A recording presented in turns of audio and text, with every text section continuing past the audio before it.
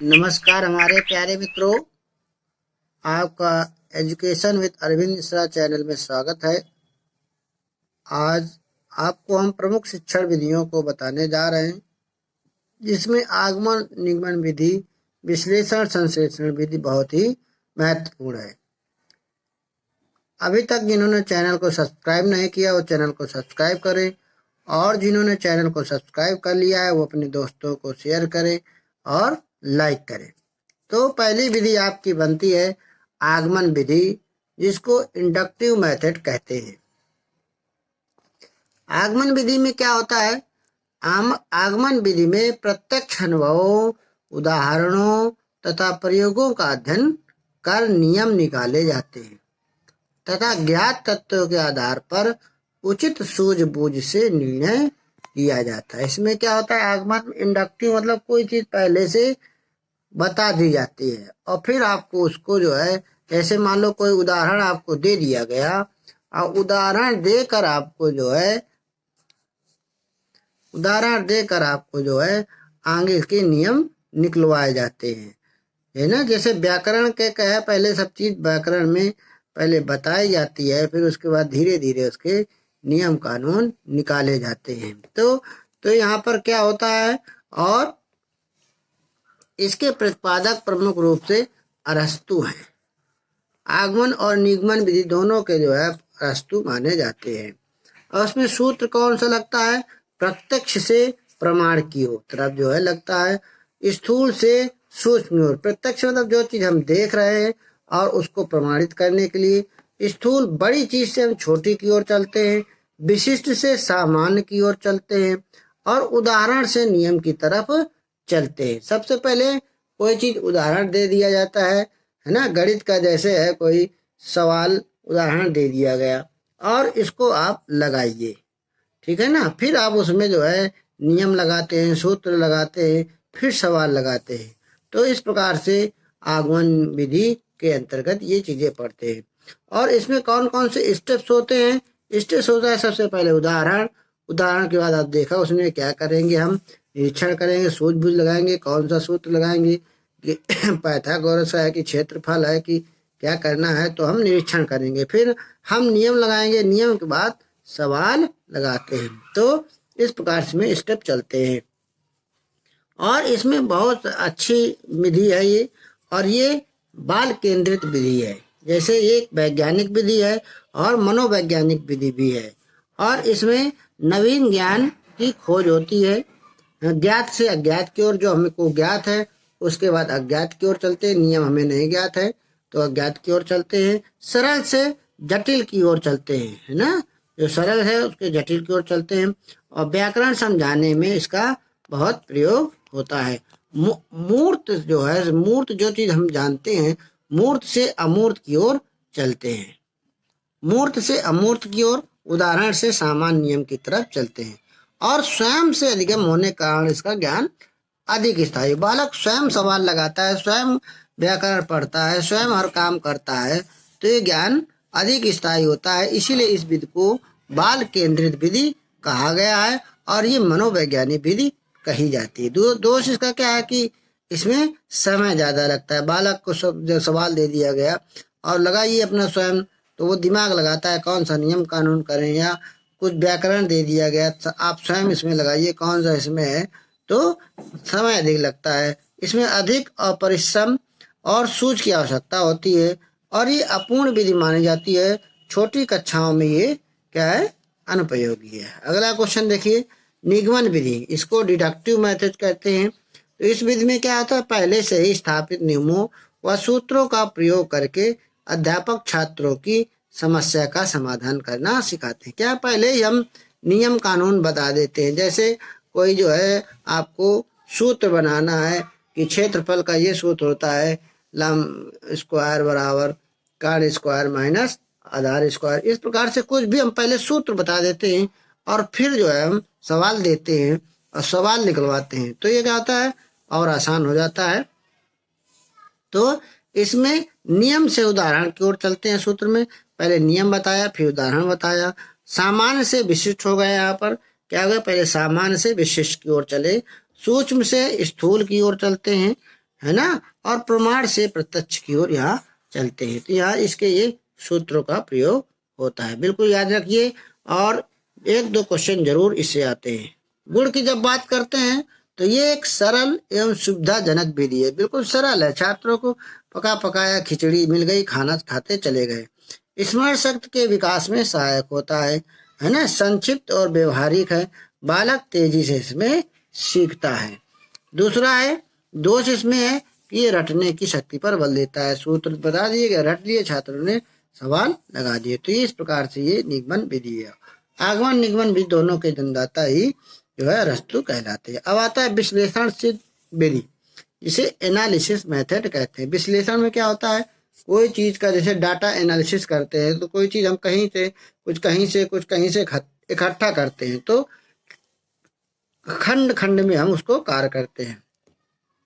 इसमें क्या है, किसी भी व्यवस्था क्रम की सूक्ष्मता से परीक्षण करने की तथा उसके मूल तत्वों को खोजने की क्रिया विशेषण कहलाती है। मतलब कोई क्रिया खोजा जाता है, विशेषण करते हैं, एनालिसिस करते हैं, अर्थात जब अलग अलग खंडों में बांटकर देखा जाए, है ना। कोई चीज है, जैसे मान लो 10 मीटर है, तो उसको 3-3 मीटर, 4-4 मीटर या 2-2 मीटर इस प्रकार से जब उसको खंडों में टुकड़ा करके उसका एनालिसिस करें। जैसे मान लो कोई आपने कोई चीज खरीदी और कोई चीज खरीदी, उसको अपने बड़े से दिखाया कि तो उसमें हर चीज देखता है, हर पहलू देखता है, तब कहता है ये चीज अच्छी है ना। जैसे मोबाइल खरीदा तो किसी ने कहा कि कितने जीबी रैम है, कितनी मेमोरी है, कितना इसका बैटरी है, तो सब चीज का एनालिसिस कर लिया, तब बताया कि चीज अच्छी है। तो पहले हम छोटे छोटे टुकड़ों को एनालिसिस करते हैं, फिर पूरी चीज को बताते हैं। इसमें कौन कौन से सूत्र लगते हैं, इसमें अज्ञात से ज्ञात की ओर चलते हैं। जो हमें अज्ञात नहीं है, अज्ञात है, उसे हम जानने का प्रयास करते हैं। इसका प्रयोग रेखागणित में प्रमेय, निर्मेय आदि को सिद्ध करने में प्रयोग किया जाता है। हमें आता नहीं, लेकिन हम जैसे पाइथागोरस थ्योरम है उसको सिद्ध करते हैं ना, तो ये एनालिसिस करते रहते हैं। तो ये एक मनोवैज्ञानिक विधि है जो बालकों में जिज्ञासा उत्पन्न कर उसमें अध्ययन के प्रति रुचि उत्पन्न करती है। इस विधि में क्या होता है, स्वयं समस्या समाधान करने व हल खोजने पर बल देता है। अन्वेषण क्षमता या खोज करने की क्षमता का विकास होता है।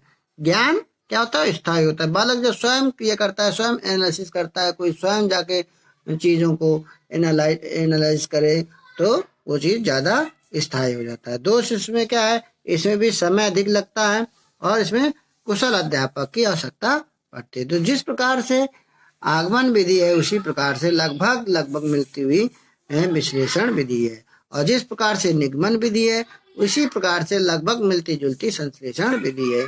अब बात करते हैं संश्लेषण विधि की। इसमें सिंथेसिस मेथड, सिंथेसिस मतलब क्या है, निर्माण करना।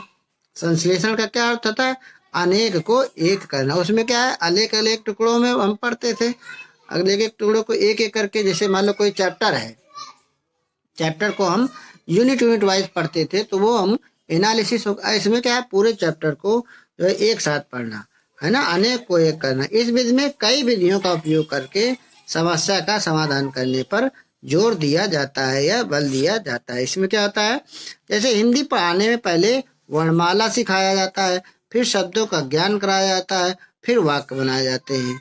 तो इसमें क्या है, संश्लेषण करना जो है, कोई बहुत सारी चीजें हैं उसको हम एक करके पढ़े, तो ये संश्लेषण विधि कहलाती है। इस विधि के गुण क्या हैं, इसमें ज्ञात से अज्ञात की ओर चलते हैं। इसमें मैथ है, जैसे एरिया पेरीमीटर निकालना है, तो इसमें जो हमें ज्ञात है उसे अज्ञात की ओर जाते हैं। सरल और सुविधाजनक विधि है, समस्या का समाधान जल्दी होता है, स्मरण शक्ति के विकास में सहयोगी होता है, गणितीय समस्याओं का समाधान इस विधि से होता है। और दोष इसमें वही बिल्कुल रटने पर बल देती है, और अन्वेषण क्षमता का इसमें विकास नहीं होता है। ये चार विधियां आपकी बहुत ही इम्पोर्टेंट है। अब आती है, लगभग आप जानते हैं प्रयोगशाला विधि। साइंस के स्टूडेंट लगभग हर प्रयोगशाला, जूलॉजी, बॉटनी, केमिस्ट्री, फिजिक्स, है ना, ये सारे प्रयोगशाला में गए होंगे। तो प्रयोग करते हैं ना, प्रयोग करके हम सीखते हैं, लर्निंग बाय डूइंग इसको कहते हैं। तो इसमें क्या होता है, यांत्रिक तरीकों से हल। यहाँ पर क्या है, सब कोई ना कोई मैकेनिज्म है, कोई ना कोई सामान है ना, सामान मशीनें हैं, मशीनों से हम सीखते हैं। करके सीखने पर छात्र जो करके सीख लेता है वो अधिक स्थायी होता है। तो इसमें क्या है, गुण क्या होता है इसके, रुचिकर होता है और स्थायी अधिगम होता है। तो इसमें तर्क क्षमता का विकास होता है और क्रिएटिविटी होती है, रचना होती है। क्योंकि आप कोई भी प्रयोग करेंगे तो आप अपना दिमाग लगाएंगे, अपना तर्क करेंगे, तो वो ज्ञान अधिक स्थायी होगा और क्रिएटिव होगा।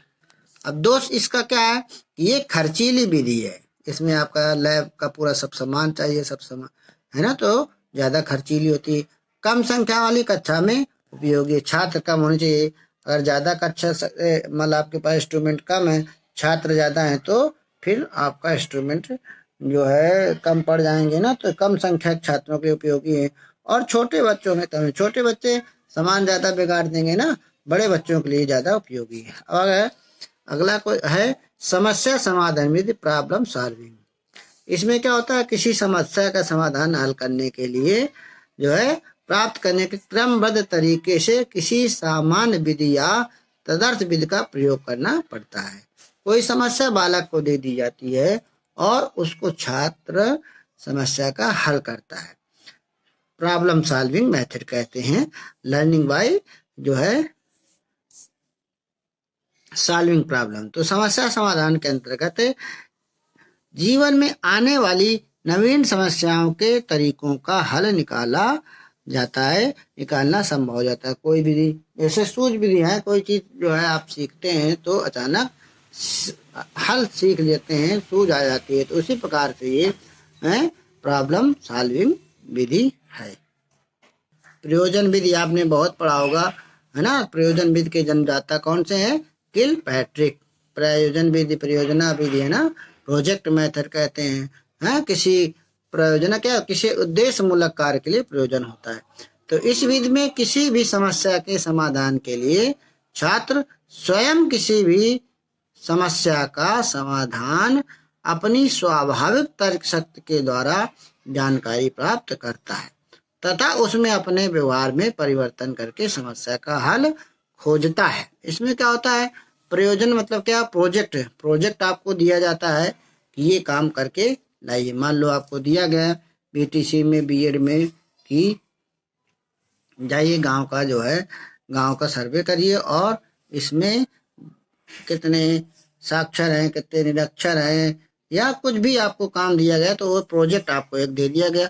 तो क्या करते हैं, आप स्वयं जानकारी प्राप्त करते हैं, उसके अपने व्यवहार में परिवर्तन लाते हैं और समस्या का हल खोजते हैं। तो ये प्रोजेक्ट विधि कहलाती है। अगला है व्याख्यान विधि, लेक्चर मेथड। व्याख्यान विधि जानते हैं, सदियों से, वैदिक काल से चला आ रहा है, ऋषि मुनि के जमाने से। तो ये विधि क्या है, सबसे पुरानी है और सबसे प्रचलित है, सबसे ज्यादा। आजकल भी हर जगह यही चलते है। टीचर क्या होते हैं, व्याख्यान देते हैं, छात्र क्या होते हैं, सुनते हैं, है ना। तो बड़े कोर्स में इतिहास है, भूगोल है, सब जगह व्याख्यान बहुत जरूरी होते हैं, है ना। तो इसमें इसमें क्या होता है, अध्यापक कक्षा में व्याख्यान देता है और छात्र मूक दर्शक की बात सुनते हैं ना। तो सक्रिय सहभागिता इसमें नहीं रहती है। और ये विधि क्या है, विद्यार्थी केंद्रित भी नहीं है। तो विद्यार्थी क्या है इसमें, ये शिक्षक केंद्रित विधि है, शिक्षक पर ही सब कुछ है, छात्र केवल सुनते हैं। एक्टिवपन इसमें कम रहता है ना। तो ये विधि जो है अमनोवैज्ञानिक कहलाती है। अगली विधि है विचार विमर्श विधि। तो इस विधि में क्या होता है, बालक व अध्यापक अपने तर्कों द्वारा अपनी समस्याओं पर एक दूसरे के अनुभव ज्ञान के आधार पर सुलझाने का प्रयास करते हैं। जैसे आप बहुत सारे लोग जो है वाद विवाद विधि करते हैं ना, जो है आपका फेस टू फेस इंटरेक्शन होता है ना, इंटरफेस सेशन होता है, समूह चर्चा होती है। तो इसमें क्या होता है, बालक और अध्यापक या बालक बालक आपस में एक दूसरे से चर्चा करते हैं, अपनी समस्या बता और उस पर सुलझाने का प्रयास करते हैं। तो ये विचार विमर्श विधि कहलाती है। अगला है और लास्ट है आपका अनुसंधान विधि। इसी को अनुसंधान विधि या ह्यूरिस्टिक विधि या खोज विधि भी कहते हैं। तो इस विधि में क्या होता है कि बोधपूर्वक किए गए प्रयत्न से तथ्यों को संकलित करके सूक्ष्मग्राही तथा विवेचक बुद्धि से उसका अवलोकन या विश्लेषण करके नए तथ्य या सिद्धांतों की खोज करना ही अनुसंधान विधि कहलाता है। कोई आप जैसे रिसर्च करते हैं, खोज करते हैं, तो उसमें जब आप कोई काम कर रहे हैं, कोई भी खोज क्या होती है, जब कोई वैज्ञानिक या बालक कार्य करते करते कोई अचानक नई चीज को दिमाग में ला लाता है तो उसे क्या कहते हैं कि सर्च हो गया, खोज हो गया, तो ये अनुसंधान विधि कहलाती है। इसी प्रकार बहुत सारी आपकी विधियां हैं, है ना, डेक्रोल विधि, है ना, मॉन्टेसरी विधि, बहुत सारी विधियों को आज हमने आपको यूट्यूब चैनल में, अपने चैनल में भी पढ़ाया है, उनको आप दोबारा पढ़िएगा। इतनी विधियों का आज के लिए इतनी विधि पर्याप्त है। थैंक यू, धन्यवाद और नमस्कार। चैनल को सब्सक्राइब जरूर करवाएं अपने दोस्तों से। नमस्कार।